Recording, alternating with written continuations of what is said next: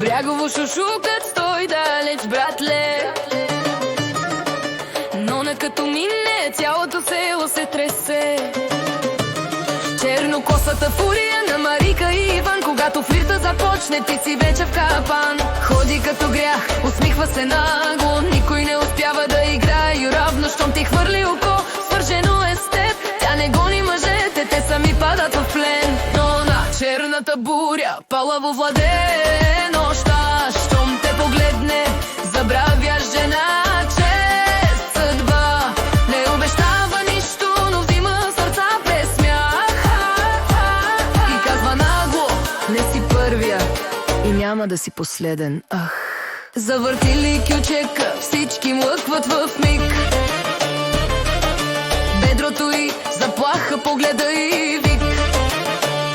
Но на не пита, взема си сцена сама. Под нейните стъпки омекват и най-коравите в света. А ти си мислиш, сега съм нейният човек. Тя се обърне и вече гледа някой друг. Играе го царски дръзко, без вина. А ти стоиш като ученик пред учителка по грях.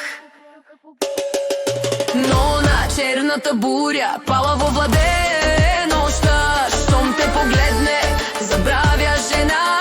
Чест съдба не обещава нищо, но взима сърца през смях и казва нагло: не си първия и няма да си последен. Ах, старите жени казват: тя е опасна, момче. А тя минава покрай тях и само намигва. И какво пък от това, бе? За Нона живота е игра, не молитва. Всичко прави дръзко, но с усмивка прикрита. И пак нощта е нейна, танцува без страх. А след нея мъжете се редят на прах. Нона, черна буря с огън в косата, върти света наопаки